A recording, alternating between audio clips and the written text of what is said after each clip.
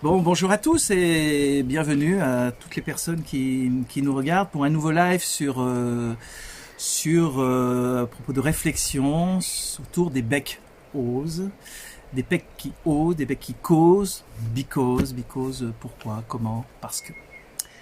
Alors, pour ceux qui nous suivent sur Instagram, Covid-19, et puis en replay sur notre chaîne Odyssée, en fait, aujourd'hui, on a un invité assez exceptionnel qui s'appelle Monsieur Jean-Dominique Michel. Alors peut-être certains l'ont déjà vu dans les capsules du CSI, du Conseil scientifique indépendant, qui ont lieu tous les jeudis soirs à 21h métropole. D'ailleurs, je vous invite à bien regarder ce soir, ça va être passionnant, et notamment l'intervention de Monsieur Jean-Dominique Michel sur les Saint-Denis.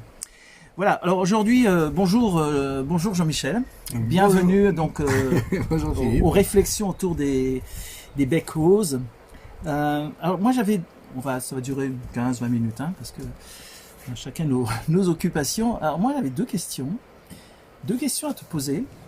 C'est finalement, est-ce que si la sociologie, la psychologie, la philosophie et donc l'anthropologie avait été enseignée, notamment dans les facultés de médecine, mais finalement dans le cursus scolaire, est-ce qu'on en serait arrivé là, à cet état de totale soumission, si on peut dire comme ça, de ce qui se passe pendant cette crise?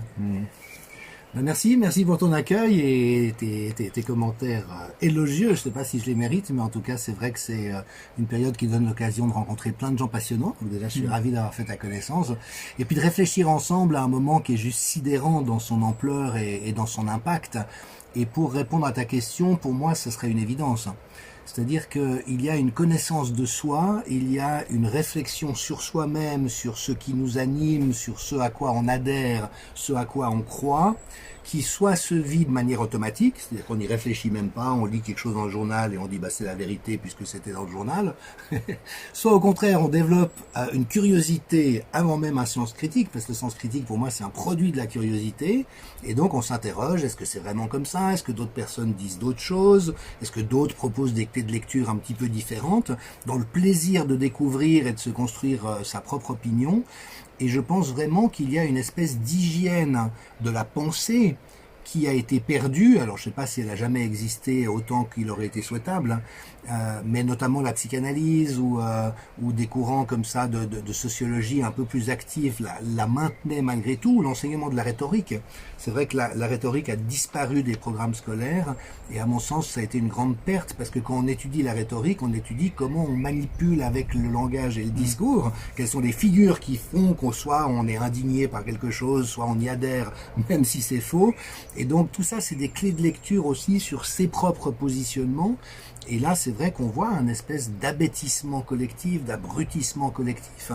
Alors, il y a eu une charge traumatique évidente dans ce qu'on a vécu, parce qu'on a tous cru qu'on était en danger de mort, alors que ça n'était pas vrai pour 95% de la population au moins, et puis qu'on a été violenté et maltraité de manière répétée par les autorités, de toutes sortes de manières, et donc ça a créé, de mon point de vue, mais beaucoup de psychiatres le disent, un véritable choc traumatique qui a fait en sorte de surcroît que les compétences réflexives que la plupart des gens avaient ont été coupées. Et on sait aujourd'hui que les états de stress intense désactivent les connexions entre le cerveau limbique, donc en charge de tout l'affect et des émotions, et les centres de la pensée évoluée. Et vraiment, je veux dire, en état de panique, on réfléchit plus normalement. Et ce qu'il y a d'étonnant dans la situation qu'on a vécue, c'est que ça a été une panique chronique dans la durée, avec un déluge de messages anxiogènes. J'ai un ami qui est professeur de neuromarketing. Donc lui, son kiff, c'est de voir comment les messages publicitaires, justement, impactent le cerveau et cherchent à le manipuler. Et il m'a dit à plusieurs reprises qu'il était effaré par la violence de ces messages répétés jour après jour. Et vous savez qu'on a une petite structure dans le cerveau qui s'appelle l'amygdale, qui est en fait le centre de vigilance, qui identifie tout ce qui peut être dangereux ou plaisant d'ailleurs. Elle s'active aussi dans ce qui est désirable. Mais donc, c'est la tour d'alarme, c'est le veilleur. Et là, on a fait paniquer ce veilleur jour après jour pendant 15 mois. Ouais. Et aujourd'hui, je vois que même des gens a priori aptes à une certaine pensée l'ont perdu quand des collègues à toi disent, par exemple, alors qu'on sait tous que la recommandation sur l'hydroxychloroquine et l'azithromycine, c'était de donner en tout début de maladie en phase précoce, quand ils viennent te dire, non, mais on a des études qui ont été faites sur des gens en phase terminale, qui avaient déjà un pied dans la tombe, et ça prouve que l'hydroxychloroquine ne marche pas, il y a là un défaut de logique, à mon avis, qu'un enfant de 8 ans est capable de comprendre si l'on lui explique, que ça peut guérir au début, mais pas à la fin, donc il faut tester au début, mais donc des pontes de la faculté de médecine. Alors, il y a ceux qui sont corrompus ou payés pour dire des conneries, donc eux, c'est un autre registre. Mais le médecin généraliste moyen qui est persuadé de ça aujourd'hui, il a perdu cette compétence logique élémentaire. Et donc, je pense que les disciplines que tu as indiquées sont des bons garde-fous par rapport à ça. D'ailleurs, tu avais fait une capsule au CSI sur la corruption, alors non pas systématique justement, et la corruption systémique. En fait, on y est peut-être, parce que peu de gens, à mon avis, il me semble, sont corrompus, au moins de façon massive, mais probablement cette corruption systémique, ce qui fait qu'un préfet ne peut pas dire non à son ministre, qu'une directrice d'ARS ne peut pas dire non à son ministre de tutelle, peut expliquer beaucoup de choses, et au même titre que les médecins, qui, depuis la première année, n'ont pas alors pas une soumission à l'autorité, mais ont quand même une autorité de par l'ordre ou de la faculté très très présente dans leur esprit dit critique. Oui. Et puis il y a un autre problème qui est vraiment apparu, alors là c'est très documenté dans la littérature, mais c'est qu'au fond l'immense majorité des médecins ont un bagage scientifique extrêmement limité, donc ils ne sont pas capables de lire les études qui sont publiées dans la littérature, ils ne lisent que les titres, les abstracts, et dès lors que l'abstract prétend quelque chose en venant d'un titre prestigieux, ils y croient. Et là vraiment on n'est plus dans la pensée tout court, on est dans la religion, on est dans l'adhésion sur la base d'une croyance à quelque chose qu'une autorité nous dit, et donc c'est extrêmement problématique.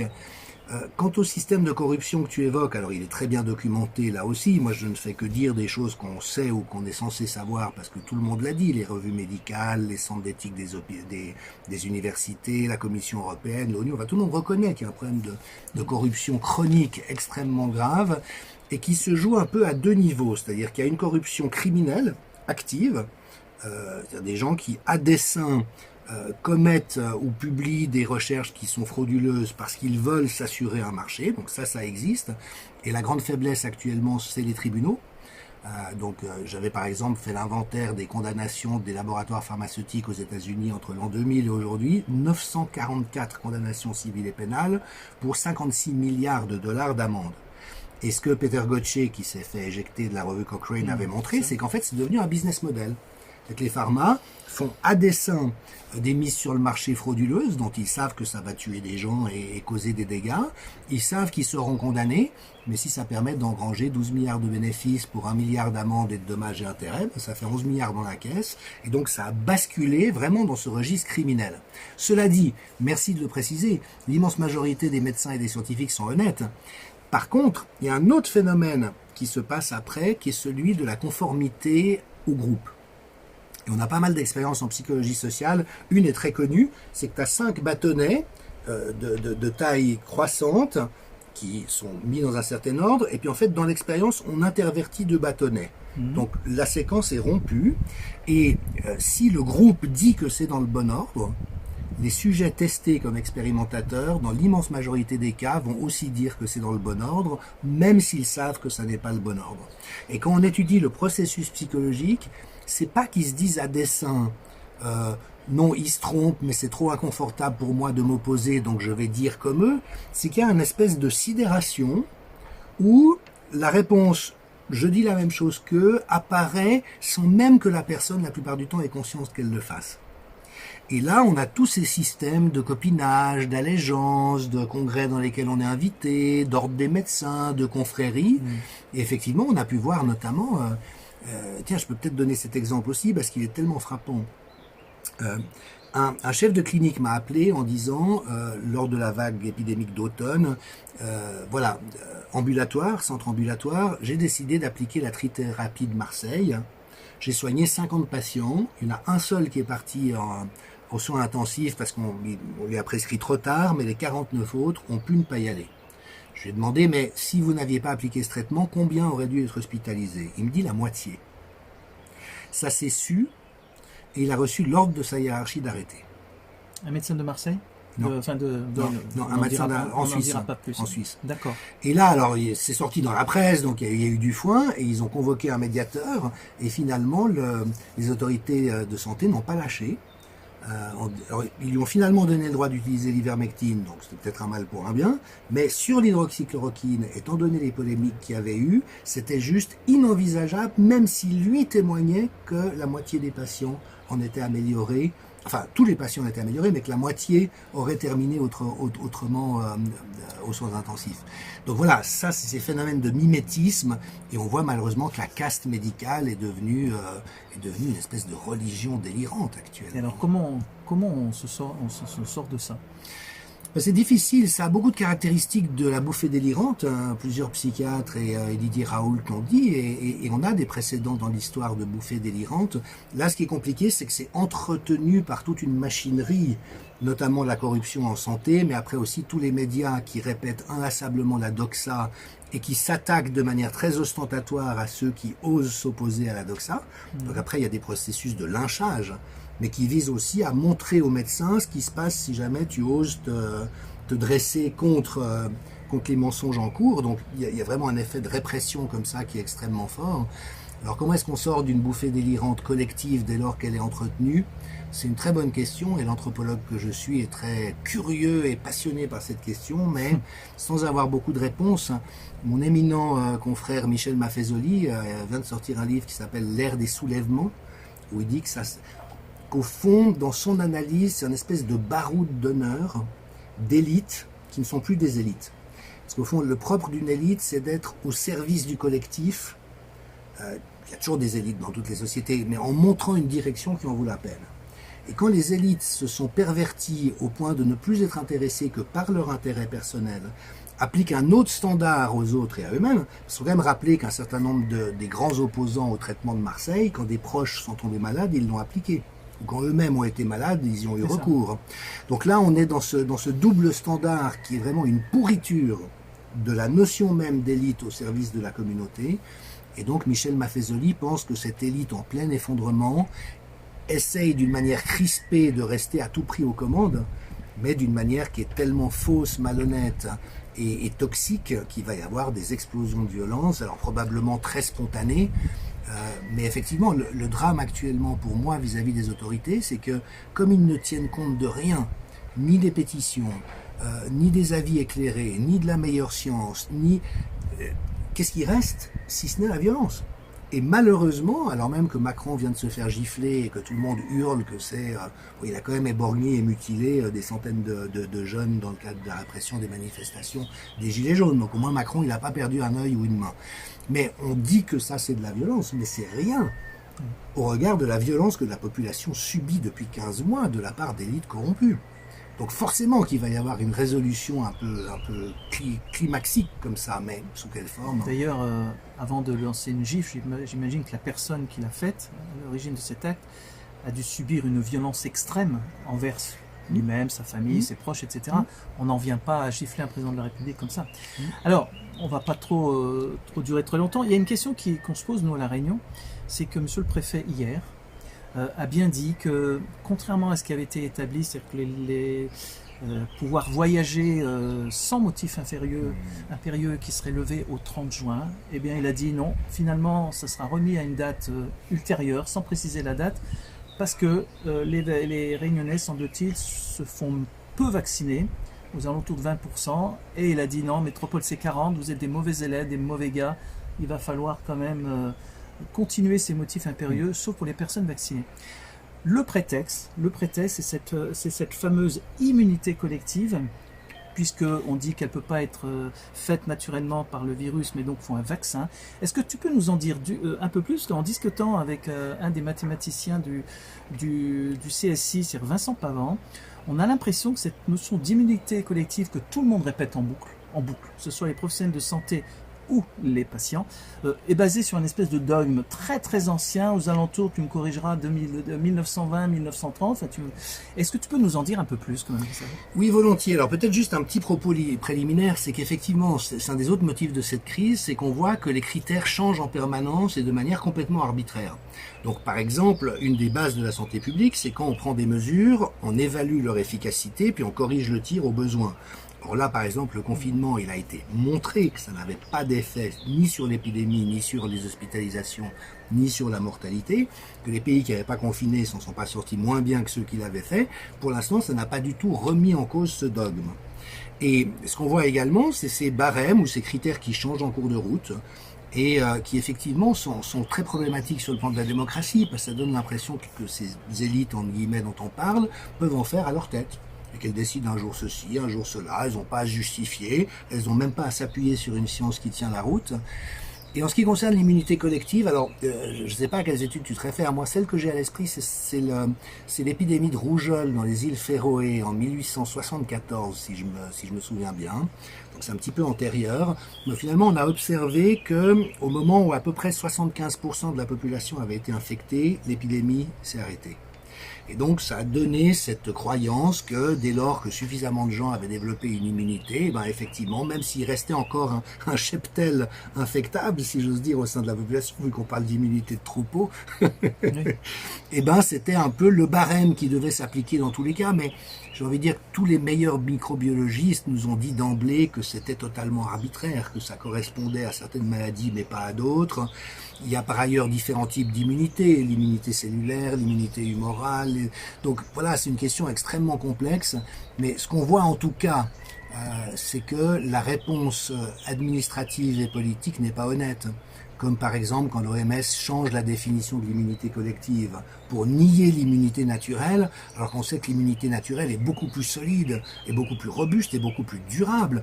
On a identifié récemment que des gens qui avaient été infectés par le SARS-CoV-1, 17 ans après, étaient encore porteurs d'anticorps. L'influenza, la grippe, selon la souche dont vous êtes la victime, c'est 40 ans l'immunité. Donc c'est énorme comme éducation du système immunitaire, et nous sommes nombreux à penser qu'étant donné que c'est une maladie qui ne menaçait pas l'immense majorité de la population, notamment en dessous de 65 ans, qu'il aurait mieux fallu la laisser courir, et notamment laisser les jeunes et les enfants s'infecter mutuellement, ils risquaient rien. Mais par contre, ça faisait émerger une réelle immunité, et on voit que tous ces processus ont été mis en échec. Mais pourquoi ? Parce qu'il y avait des centaines de milliards de dollars à la clé pour les compagnies pharmaco-vaccinales. D'ailleurs, on rappelle que ce passeport vaccinal, ce certificat vaccinal, par rapport à la vaccination, cette immunité ne va durer que 6 mois, puisqu'il va falloir faire des rappels tous les 6 mois, c'est officiel. Hein. Beaucoup de patients ne le savent pas. Oui. Donc cette immunité versus combien ? 17 ans, c'est ça ? Pour l'hémophilus influenzae. Oui. Et par rapport au vaccin, c'est 17 ans, 6 mois. Voilà. Voilà, on en arrive après 16 mois de gestion de cette crise. Jean-Michel, j'avais une dernière question à te poser. Si Jean-Dominique, pardon. Je t'en prie.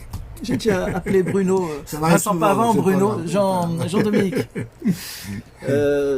Si Jean-Dominique Michel n'existait pas, ou si Louis Fouché n'existait pas, ou si Christian Perron, tout ça n'existait pas, Martine Bonnet, Violaine Guérin, est-ce qu'il aurait fallu les inventer, ou est-ce on aurait... Parce que finalement, c'est grâce à un peu des leaders d'opinion comme tu l'es et comme le sont un certain nombre d'autres, c'est grâce à ça que nous, on essaie de faire un peu de résistance à ce qui se passe. Alors, qu'est-ce qu'il aurait fallu faire si tu n'existais pas ? Écoute, tu es adorable, Philippe, mais pour moi, c'est toi mon héros de la résistance. Oui. Mais c'est important ce que je dis, parce que effectivement, c'est impersonnel. Ça dépend pas de nous individuellement, mais c'est que heureusement, il y a suffisamment de personnes suffisamment éduquées, lucides et préoccupées par la situation, qui ont osé prendre la parole, alors d'une manière qui, à mon avis, change tout. Parce que tu connais ces expériences de soumission à l'autorité, notamment celle de Milgram, et c'est au moment où il y a une dissension dans l'autorité que les gens commencent à récupérer un tout petit peu de questionnement. Sinon, ils vont jusqu'à être prêts à tuer les gens dans le cadre de l'expérience, si l'autorité est unanime dans cette direction. Et Didier Raoult a joué ce rôle d'emblée, Christian Perron l'a joué d'emblée, et puis après, les gens comme vous, au Conseil scientifique indépendant, vous avez été une inspiration. Et la beauté, c'est qu'on s'inspire les uns les autres en fonction de nos bagages, mais aussi parce que je crois que les gens perçoivent la sincérité de notre démarche. C'est-à-dire qu'on le fait pas pour se mettre en avant, on le fait pas parce qu'on a envie d'être courageux ou héroïque, on le fait parce qu'il faut le faire. Si on le fait pas, on se renie dans les valeurs qui sont les nôtres, et notamment dans le monde qu'on a envie de léguer aux générations futures. Et donc il y a une nécessité qui naît de la situation. Alors en même temps, on prend des risques, on prend des coups, hein, qu'est-ce qu'on se fait attaquer et agresser, mais la solidarité qui vit entre nous et l'appréciation pour nos efforts mutuels est telle que c'est magnifique. Alors pour répondre complètement à tes questions, en ce qui me concerne, je suis pas sûr que j'existe. Hein. C'est une très belle prière d'Élisabeth de la Trinité qui disait « Moi qui n'existe pas, elle parlait à Dieu dans sa vision des choses, je te prie, toi qui as l'existence. » Et c'est vrai que nous ne sommes pas créés, nous n'avons pas choisi de naître, on n'a pas choisi la tête qu'on a, le caractère qu'on a, on mourra sans rien y pouvoir, donc je suis pas sûr que j'existe par moi-même. J'existe au sein d'une création, et c'est dans cet accord perdu qu'on a perdu avec cette création et mes frères et sœurs humains que j'essaye de faire vivre la personne que je suis, mais avec oui, beaucoup d'humilité, parce que l'intelligence collective, lorsqu'elle émerge, est ce qu'il y a de plus beau. On est plus intelligent par les échanges qu'on a, par les relations qu'on entretient. Et donc je suis très heureux de grandir à travers ça, et tant mieux si ma modeste contribution avec ma voix personnelle, on a chacun la sienne, peut aider. Mais, et puis j'aimerais aussi dire ça aux personnes qui vont nous regarder, parce que c'est vrai que souvent des gens culpabilisent un peu en disant mais voilà, vous faites tellement de choses, nous on n'ose pas, on a peur de perdre notre travail, et j'ai envie de dire mais peu importe, il faut beaucoup de gens dans une résistance, et il faut aussi des gens qui sont discrets, qui sont planqués, qui sont pas visibles. Il y a même des gens, où ça me touche de le dire, qui après la guerre ont été exécutés parce que on n'a pas su ce qu'ils avaient fait, qui étaient au cœur du système, qui ont fait des choses énormes, et tu vois, tellement discrètement qu'on les a pris pour des collabos. Et voilà, chacun a sa place, chacun a son rôle, et c'est vraiment dans cette unité, chaque goutte d'eau voilà, va dans la bonne direction. On n'a tous qu'une goutte d'eau à apporter, mais voilà, je trouve au moins beau et méritant de l'apporter. Merci Jean-Dominique. Merci alors à toi, comme vous avez pu le constater, nous n'existons pas. Et que si vous avez cru vivre en direct un live avec Jean-Dominique Michel, c'est totalement dans votre inconscient. Essayez de garder quand même votre inconscient pour essayer de continuer ces interrogations, toujours dans la non-violence, et comme tu l'as dit, avec respect, même pour les personnes qui peut-être, on aurait tendance à dire « mais t'étais où toi au début ?» Ben non, ils ont le droit de prendre leur rythme, et puis il y a beaucoup, comme tu l'as dit, des gens qui font d'autres choses, mais qui sont dans la même lignée, qui font pas de bruit, et pour lesquels, pour nous, c'est notre meilleur soutien. Merci beaucoup Jean-Dominique. Donc écoutez, le prochain rendez-vous sera probablement avec Éric Mena, dans quelques jours, vendredi prochain, qui nous parlera un peu de ce CSI, ce Conseil scientifique indépendant, que nous avons découvert sur le net depuis 2 mois. Qu'est-ce qui le différencie du conseil scientifique dit gouvernemental? Je vous incite vraiment à suivre ce CSI tous les jeudis soirs 21h métropole sur la chaîne Réinfo Covid, et notamment ce soir au programme Jean-Dominique Michel, Éric Mena et monsieur Gérard Modrux, ancien président de la CAMF, pour lequel je crois que c'est un monsieur, là aussi, qui avait raison avant tout le monde, et qui nous parlera, justement, on a parlé de l'ivermectine. Merci, on était ravis de vous avoir sur les Beckos, les Beckos, les Beckos et les Bicos. Et puis, écoute, à bientôt, Jean-Dominique Michel, et puis merci à bientôt, encore. Philippe, merci à toi. Au revoir, au revoir.